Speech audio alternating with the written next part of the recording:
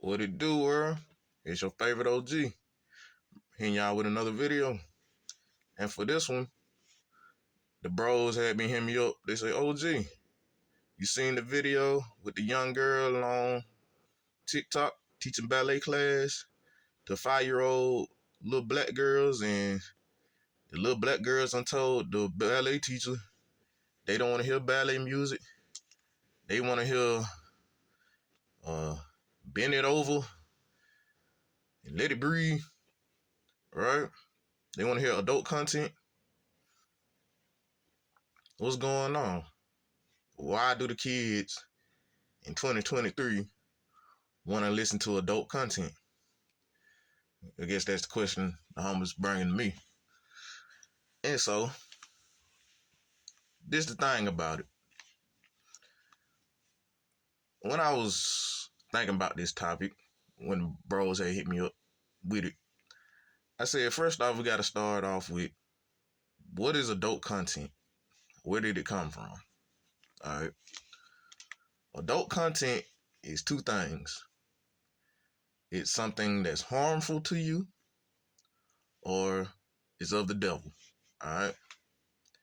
That's when it gets labeled adult content, meaning it's harmful to children, which means it's not good, it's bad, or it's exploitative to children, which means it's something evil and nobody should be exploited to it in the first place. So that's what adult content is. Adult content is not for children, and it ain't even for adults, to be honest, all right? So that's what adult content is. So when we talk about adult content, we talk about something that's harmful, that children ain't supposed to have, or something that children ain't supposed to see. Okay. And if children can't have it and they can't see it, that means typically it's something evil, all right, that you don't want your kids involved in. So when you look at, again, adult content, and you want to know who the most evil people in the world are, the most evil people in the world are those who run and control adult content. All right. So now that we understand what adult content is, we have to ask, when did the black community become intertwined with adult content? And for me, just being at the age I'm at, still in my 30s, I have to look back, and I have to look back at the older generation and say, you know what? They put crack in, for one. Now, with the crack, they had to use film. So with the black community, you had what was called exploitation movies. Now, why would they call them exploitation movies or black exploitation films? Because they were exploiting something. That's why they called them exploitation. Now, what was they exploiting? They was exploiting the criminal underworld of the black community, is what they was exploiting. They was exploiting the pimps and the drug dealers. And then when the crack came in, they mixed all of that in film and used it to exploit the weak-minded, the weak-mindedness of young, impressionable black youth. So when these movies was coming out, you have to understand, kids gonna be kids, and kids gonna always dip and dab in the stuff they shouldn't be in, trying to have fun or be bored or whatever. So once they know that they ain't supposed to be doing something, curiosity hits.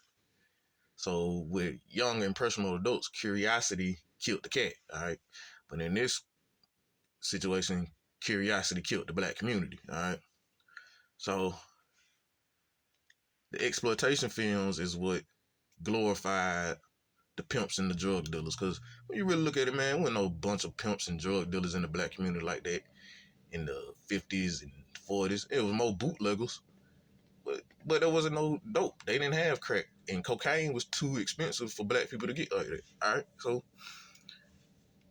how did we get to this point where all of a sudden it's all about exploiting everything? And again, that started with the black exploitation films that were being made. And the thing about those films is that black people were the face of it, but they weren't the ones creating it. All right. So those films were designed to exploit and push agendas onto the black community. You know, you're a young black brother from the hood, you ain't got no money. Look at uh, Rudy Ray Moore over here getting money, being a pimp and a dope dealer in the movies. Richard Roundtree or Van Peebles, everybody, you know, I know the old black exploitation films, but that's how that started. And then it went from the films to the music. And I always say, you know, with these young girls in this situation with the ballet class, it was no different from my generation. And since I've been talking to people about what happened with that ballet class, and I've been talking to people from my generations, the 80s babies, I always say, man, and I did this with males and females, I say, what age were you when you first heard Shake What Your Mama Gave You by Uncle Luke? What age were you? It's real talk now.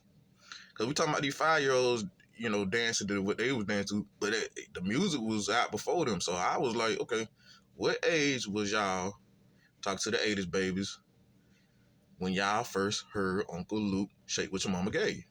Or you heard Pop That, you know what I'm saying?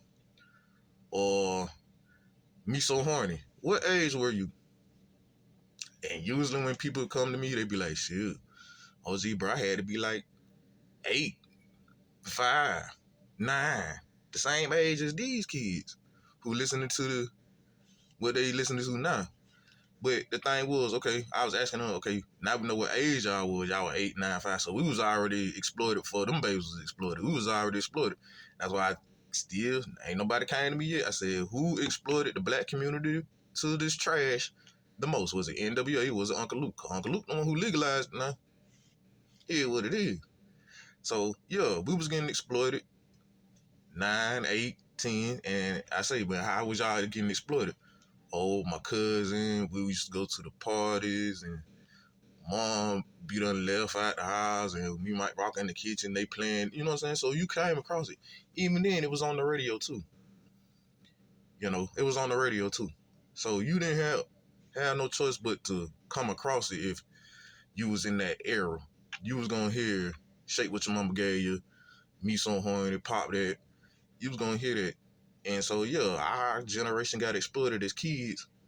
And then as minors, we was still getting exploited because we was getting exploited by the older kids. So all this exploitation, when we talk about more specifically the black community, came with the crack era, the black exploitation films, you know, and the legalization of derogatory music, right? Which came from Uncle Luke. It didn't come from NWA. It came from Uncle Luke. You couldn't cuss in your rhymes and sell. All right. So yeah, that came from Two Live Crew. They the ones who started it. All right. So with that being said, yeah, it was going on. So, you know, it's just worse now because there's no filter, there's no censor anymore. These kids can get access to anything they want to as long as they know how to use a cell phone. So all I can say is parents, y'all got to start doing better about cutting the radio off. You know, you got to start doing better about who you leaving your children with and knowing what they be listening to or what they kind of content they have around your kids. So, yo, parents, y'all got to start, again, turning these radio off.